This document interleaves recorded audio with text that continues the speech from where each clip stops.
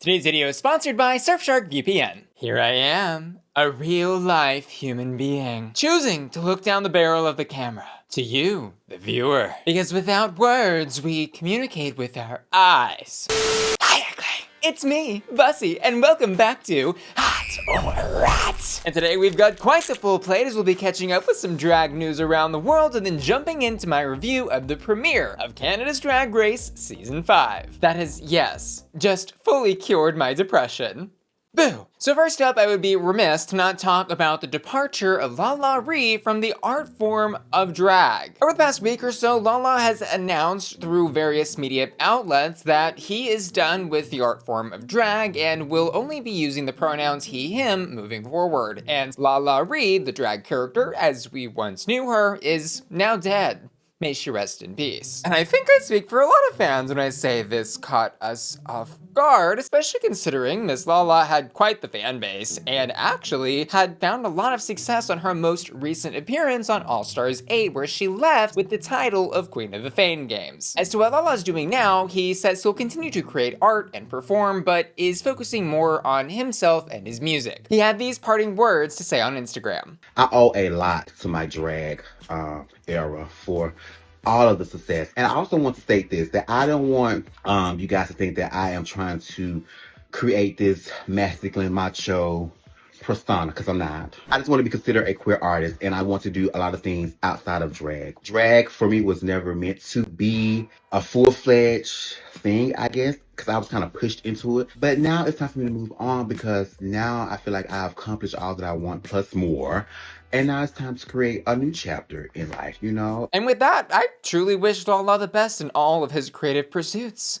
Bye-bye. And in other silly drag news, we also saw the media outlet The Daily Mail publish this article basically trashing outfits from the Gladiator 2 premiere, of which Manila Luzon was a part of. The author of this article critiquing Manila's look said that she risked entering Halloween territory, which, newsflash, Manila Luzon is a drag queen, and if a drag queen wasn't entering Halloween territory, then what the hell is she doing? I mean, like, hello, hey, hi ugly. But not only was that comment off base and uneducated, it was also unfounded, because Manila looks great in her Gladiator eleganza. And I thought she did a great job juxtaposing those hard armor pieces with the soft, flowy fabrics. She looks hot.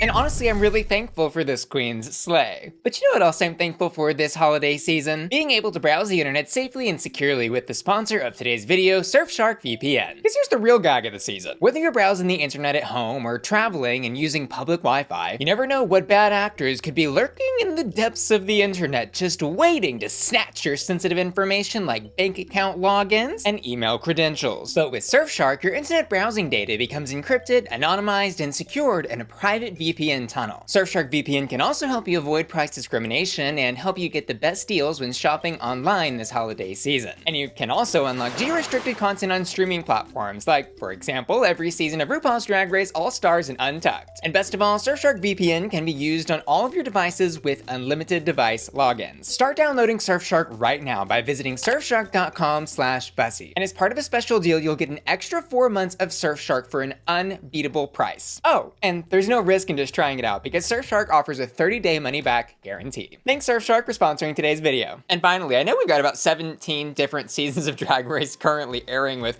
Canada, UK, Down Under, some other international franchises I'm missing, and now season 17 on the horizon. But I will say, this season of Drag Race UK has been absolutely phenomenal. And yes, my patrons did see me crying my eyes out last week during my reaction of the makeover episode, as well as joining me for all of my other reactions to the UK6 episode. So if you were looking for some more content from me on that season, you can find it there, linked below. But I'll make you a deal. If I get 6,000 likes on this video right here, the one you're watching, then I'll do a hot or rot of the UK6 finale / post-mortem of the season as a whole right here on this YouTube channel. The future's in your hands, my darlings. And now tighten your moose knuckles and put on your snow boots, because we're headed up to Canada to review the premiere of Canada's Drag Race Season 5. Where we have firstly, returning to the judging panel, Brooklyn Heights, who I must say is absolutely in the prime of her drag, Brad Goreski, and the mysteriously vanished Tracy Melchior. But my question is, where in the world is Amanda Brugel? And Stacey McKenzie while we're at it, but I guess beggars can't be choosers. And this episode is quite the meaty talk. Our queens were evaluated on their entrance looks, their performance in the Go Off Queen music video, for which they did choreography and wrote lyrics for, and their You Oughta Know Me very best drag runways. But there's a twist. Cause y'all wanted a twist, eh?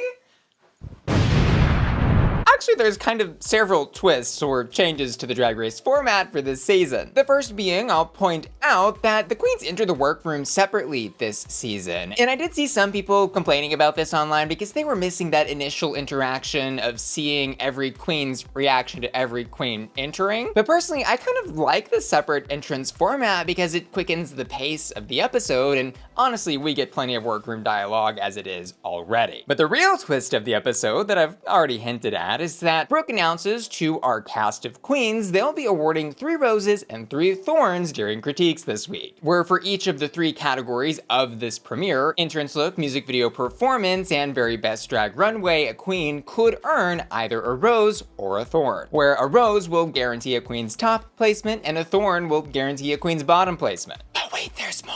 Because the real gag, Brooke says, is that they've already decided on a rose and a thorn based on their entrances, which means there are basically 2 queens going through the rest of the episode inconsequentially, and they'll be none the wiser until they get to the critiquing session. And now, without any further ado, let's go queen by queen to break everything down as I saw it. First up, it's Minhi Wang, who, fun fact, was actually one of the original Canada's Drag Race pit crew members. How quickly they grow up. No tears, I tried though. And Minhi Wang's entrance look is anything but small. It feels very large and draggy. And she is, I think, checking all of those drag boxes with a good wig height, great nails, a solid silhouette, and I love the combo of the purple gown with those black straps laid over it. My only thing with this look was I was looking for a little more personality, because this look does kind of feel like one that a lot of different queens could and have worn in the past. Overall though, this look is a hot. But in the Go Off Queen music video, we get a pretty big taste of her not so mini personality after all. She's got lyrics like, "These thighs clap hard, can you hear the thunder? There's nothing mini about this Wang. This beauty right here is actually a man." I did have a small chuckle at some parts of her verse, but I will say some of the writing and sense of humor is a tad cliche. But I will absolutely commend her on absolutely working that, 6-foot diameter spinning circle thing she's on, because some queens kind of just laid there, and she made sure to give, I think, a variety of different poses. And she looked great doing it. Overall, this verse was a hot.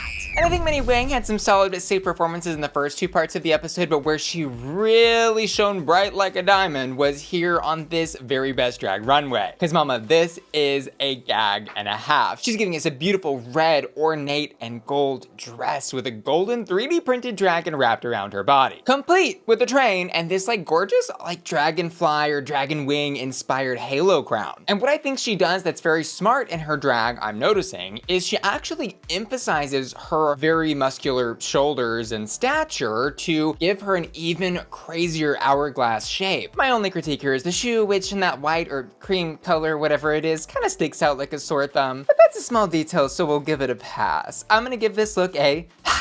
And next up from the island of Newfoundland, which is all one word, by the way, it's Terra Nova. And while Miss Terra Nova is doing her entrance look, we hear a little confessional from her where she talks about sewing all of her own looks. And to that, I will say props to you, mama. But this isn't a look that necessarily screams bespoke to me. Like, it's kind of giving Fashion Nova a little bit, which isn't a bad thing per se, but I do think that PC quality in this look just gives it a slight pedestrian spin. I'm gonna leave this look with a rat.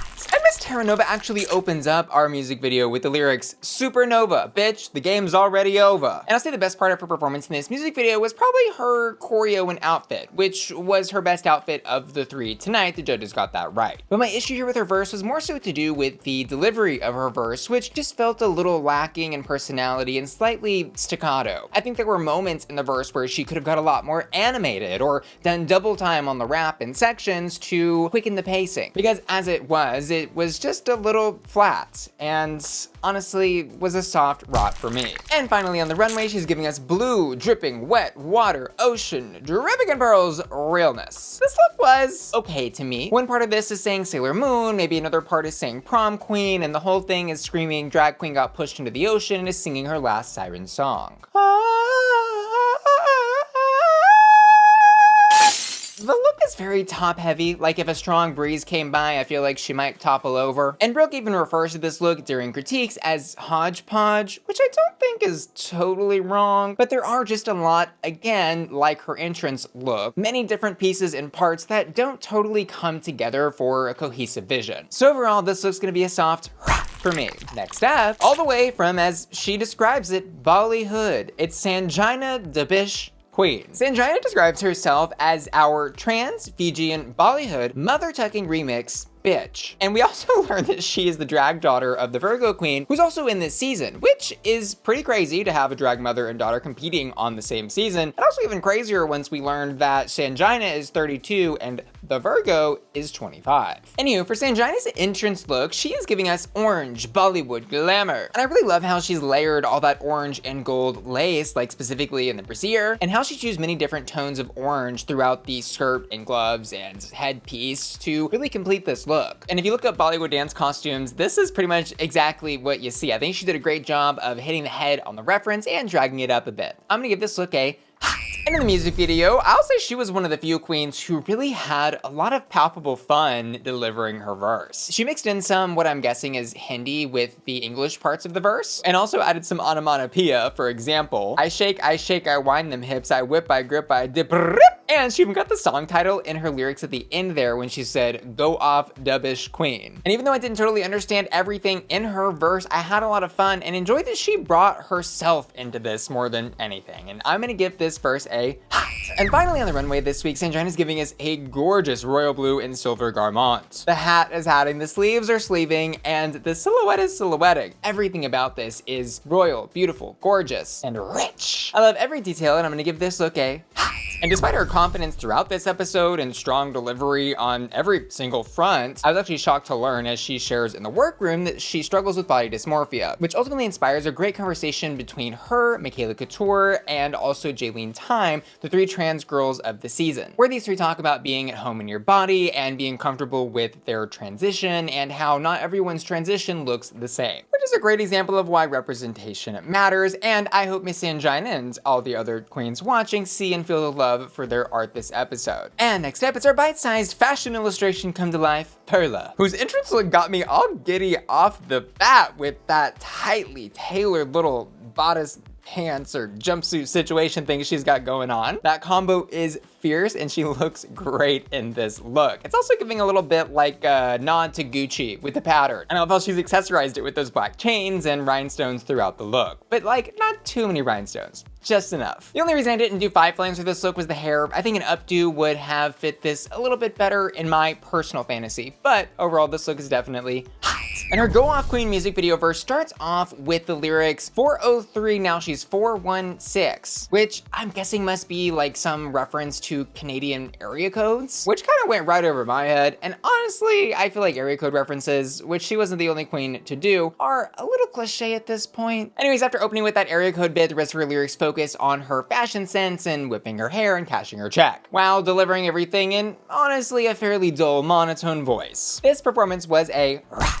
And over on the runway, she is giving us a reference to the iconic Alexander McQueen robot arm spray painted white dress, but with her own name written across her chest. And here's the thing. I really love the Alexander McQueen reference and the actual dress that she made that says Perla on it. But I don't love how she has mixed and matched it with that black lacy catsuit thing underneath and the face caney. And the wig is a weird choice here for me with all of this plopped on top of that. She got a pink bob, she thinks she's Nikki now, what's going on? So I'm gonna split this one down the middle. The Perla dress, I'm gonna give a hot, but the outfit as a whole, I'm gonna give a rat. And next up, rawr, XD, it's Helena Poison, who in her entrance confessionals describes herself as our 32-year-old teenage dirtbag. Wheatus fans, rise up. And her entrance look here is giving us fresh out of the Hot Topic store. She bought everything on the rack and put it on and then called it a day. But only the things in the colors purple and green, her signature color combo. And I see how this look is a very obvious loving homage to the emo and scene kids of yesteryear.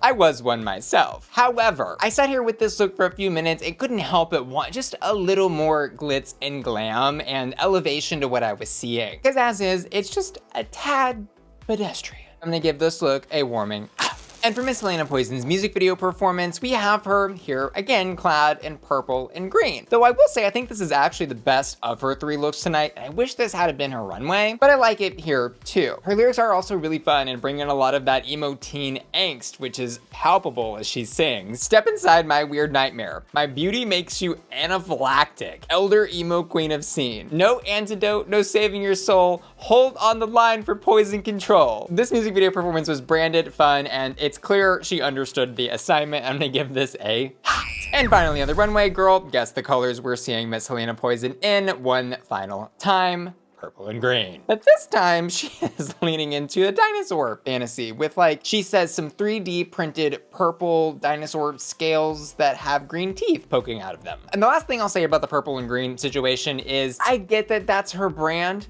but I do think it was a lot of purple and green to bring across one episode. But I'm not too mad about a branding moment as long as in the future she can incorporate some other colors into her looks. The look itself though, I would say is just okay. I really like where she was headed though with those 3D printed monster bits like armor pieces. I just wish there was more of that. Because the way she's got it styled is we see a ton of this black mesh under netting fabric and then accessories of dinosaur monster pieces instead of the other way around. So I'm gonna give this look a rat. And guess what?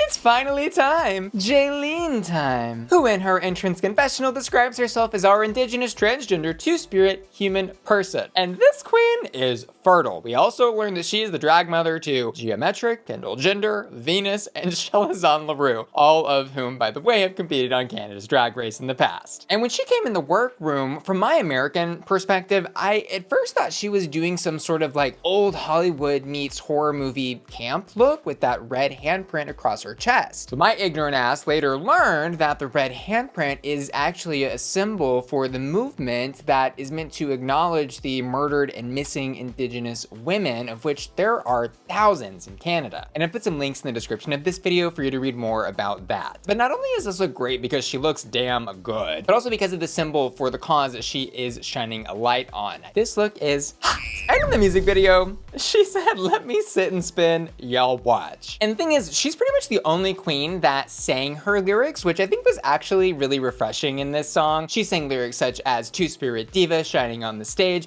twirling for decades to join this race. And then the space that she's claiming in her exit line is indeed that circle that she is spinning on. This was hot.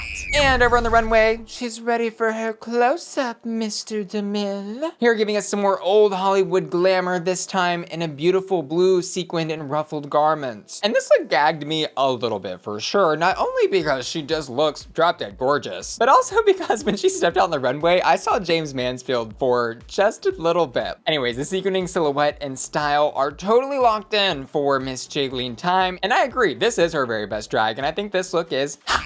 And I also want to highlight this queen continued to shine light on important causes by just talking about herself and where she comes from. During the critiquing sessions, she tells the panel that she is a child of the 60s scoop era, which is another history thing that I was completely unaware of as an American. But it was a deep dive that I was honored to go on. The 60s scoop refers to a time period where basically a bunch of indigenous children were taken from their families and then rehomed to white families. Siblings were separated from each other and children lost contact with their parent. And there were thousands of instances of this, and it was completely horrible that this happened. And it is indeed a really tragic part of actually both Canadian and US history. And again, I put some links in the description if you'd like to read more about that or look into how you can help with these causes. And next up, is that a horoscope in your pocket or are you just happy to see me? It's the Virgo Queen, who in her entrance look is very much giving us that Y2K Bratz doll fantasy with that cheetah fur on that blue sequin coat and top and red boots. And my first thought when I saw this queen, and this is a compliment, was that she was giving Mirage if she were part of like the Sugar and Spice Bratz doll siblings, but with her own sense of style. And I like how she does have those Bratz doll nods, but it looks a little more grown up here. She looks good, and I'm gonna give this look a hot.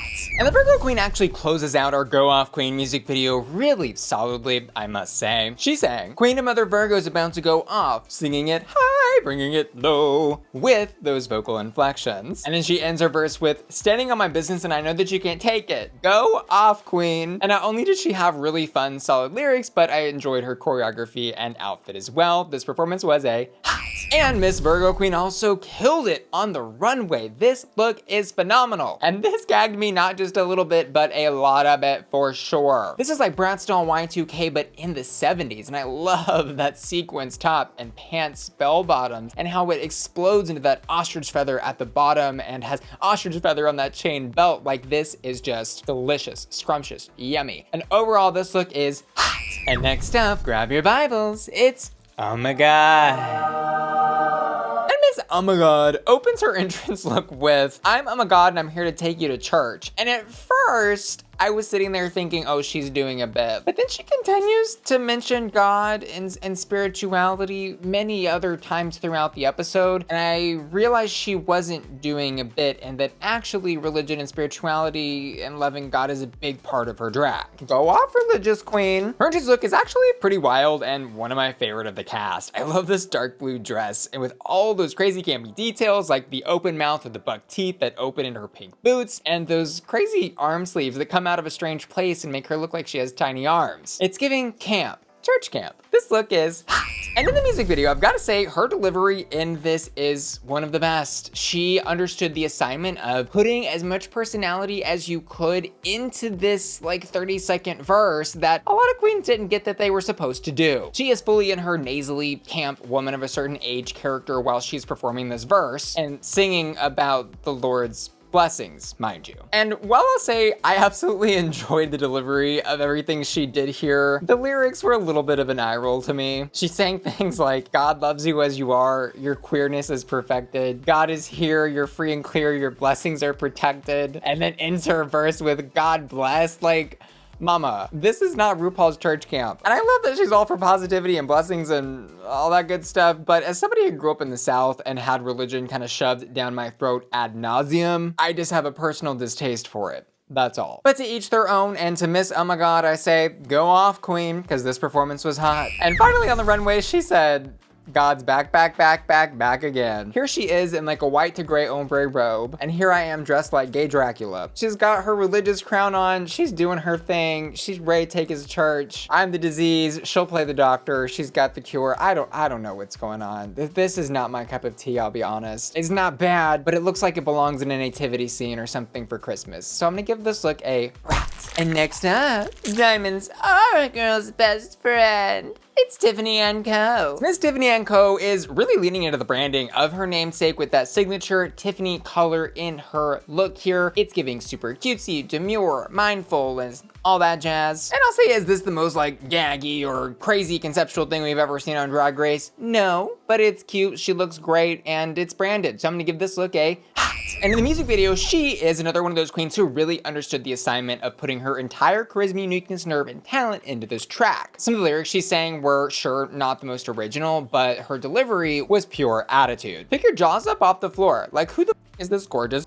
And then she ends her verse with the Britney Spears reference, it's Tiffany, bitch, I didn't come to play. Iconic. Her verse was great and her attitude was totally locked in. The only reason I didn't do 5 flames here was the outfit, which I just wasn't living for. But overall, this was a hot. And finally, she really is giving us that it's Tiffany Ann Co bitch fantasy here with this pink pop star look, which is very Baby Spice girly girl pop star meets like Ruby Rod from Fifth Element with those giant collars. And I'm gonna say here, the judges were a little too harsh on this look. I don't think it deserved the negative critiques that it got. And I don't think that it's perfect because there is some room for improvement. I think the scaling of her wig could have been a little bit bigger because the proportions of that collar are so large. It is kind of swallowing her tiny little head and hair there. But overall, I'm gonna give this look a hot. Next up, hi Slur, it's Xana, who, oh, I forgot to mention, is apparently drag sisters with Tiffany Ann Co, which means we've not only got a drag mother and daughter competing on this season together, but also drag sisters. And in her entrance look, we hear a confessional from Miss Xana saying that her drag is known for being sexy and empowering, and that she loves belts, which is very visually obvious here. And I'll say I do love the commitment to the belt.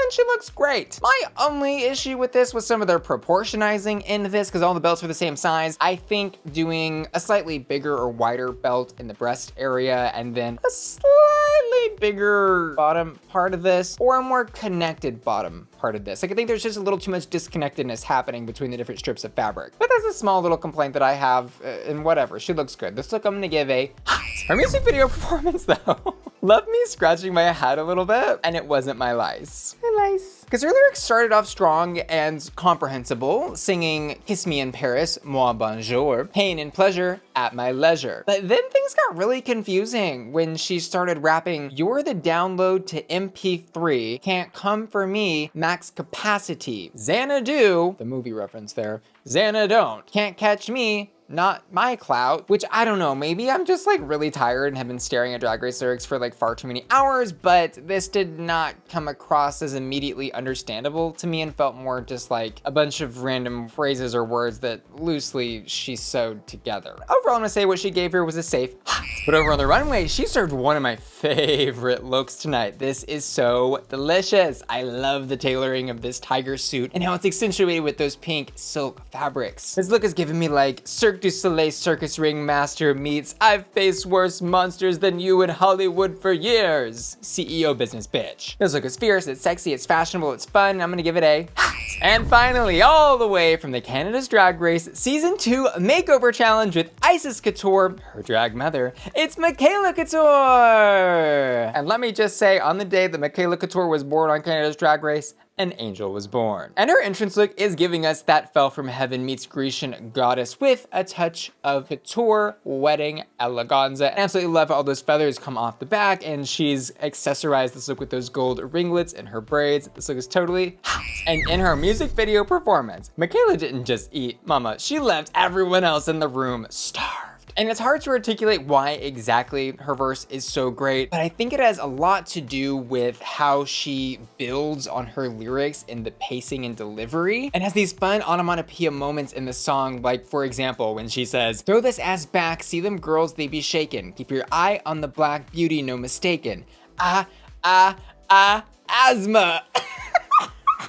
Take your breath away, bad girl Jamaican. I gagged so hard when she did that asthma thing. I probably watched that back like 3 or 4 times. I loved it. It was a great nod and reference to, I think, the Nicki Minaj, hey Nicki, asthma lyric, but like done in her own way that felt fresh and exciting to watch on screen. And the way that she kept escalating things and bringing even more energy into her verse and ended it with lyrics like, "Yeah, she's making such a scene, got the gays yelling, go off queen," with like the hand claps and everything. Like, she nailed that. She was prompted to go off, and she did. This was hot. And finally on the runway, all kneel for the Supreme. This look is gorgeous. I can't really say if this is like supposed to be a 100% faithful recreation of Diana Ross outfit, or even if it was intended to look like one, but I did certainly see that Diana Ross reference there with that big, beautiful, giant hair and gorgeous, gorgeous gown. The colors she has used to create this with that yellow and the orange are absolutely stunning, and I love all the stoning on the bodice of that gown. And she is, I must say, in her pretty girl era and looks absolutely stunning on this runway tonight. This look is totally hot. And now, let's discuss the twist, because y'all wanted a twist, eh? For the entrance, the rose went to Jaylene Tyme, which I agree with, and the thorn went to Terra Nova, which I also agree with. I think another option here maybe could have been Helena Poison. And for the challenge, the rose went to Makayla Couture, which I think is indisputably the correct decision. She had the best verse hands down. And the thorn there went to Perla, which I do agree with, while I also will say another option there could have been Terra Nova, but she already had it for the entrance and she couldn't get 2 thorns. And finally, the runway rose went to the Virgo Queen, which I think was 100% the right choice as well, while the other options could have been Makayla Couture if she didn't already have a rose, and maybe Xana. And then the runway thorn went to Tiffany Ann Co, which gagged me a little bit for sure, because I did see room improvement in this look, but I probably here would have given this thorn to Helena Poison. But let me know down in the comments below who y'all would have given your roses and thorns to. But guess what, Mimi? We're not done, because there's another twist. Because y'all wanted a twist, eh? The second, or third, however you're gonna look at it, twist of this episode is that nobody's going home, which, yay, who cares? This nobody goes home twist kind of surprised me a little bit, because they went through the trouble of giving 3 queens thorns and putting them into the bottom 3. Like, why would they do all that if they're ultimately not even gonna do a lip sync or send anybody home? That felt silly. It's almost as if the whole thing were just produced reality television all along. Oh. Anyways, instead of a bottom 2 lip sync, we've got a top 2 lip sync from Makayla Couture and the Virgo Queen, the absolute stars of this episode. And they lip sync to Pretty Girl Era by Rupaul, who did join as a guest judge on the panel tonight. And yes, I did react to this episode and upload that reaction to my Patreon, which you can watch by clicking the link in the description of this video. But my honest tea and truth that I'm gonna stand in here is that I wanted a double win. And honestly, I kind of, if there wasn't gonna be a double win, wanted Makayla to win, because here's the tea. The Virgo Queen's choreography was superior. However, I think Makayla did as much as she could in the outfit that she was wearing and gave better facial choreography, telling me that she maybe actually knew and understood the emotion of the lip sync a little bit better than the Virgo Queen. And I think it'll ultimately just come down to whether you care more about a queen's facial choreography in lip syncing or their physical dancing choreography when they're lip syncing. I'm a star. And lastly, let's do hottest haunts, which you kind of probably already guessed. But in the challenge, I'm gonna give it to Makayla Couture, and on the runway, I'm gonna give it to the Virgo Queen. And of course, I also asked my patrons to vote on their hottest haunts, and this week they've chosen Makayla Couture in the challenge and Jaylene Tyme on the runway. And I want to give an extra special thank you to Surfshark VPN, the sponsor of today's video, who I've trusted to keep my internet browsing activity safe, secure, and anonymized for several years now. So don't forget to visit surfshark.com/Bussy for an extra 4 months of Surfshark at an unbeatable price. And last of all, I want to give a special shout out to Ashton, Felicia, Lara, Matthew Burns, Mika, Meets, and Will and Tana, who are all supporting me at the Bussy Queen Collectors here at Patreon.com. See you later. Love ya. Bye. We used to pray for times like this.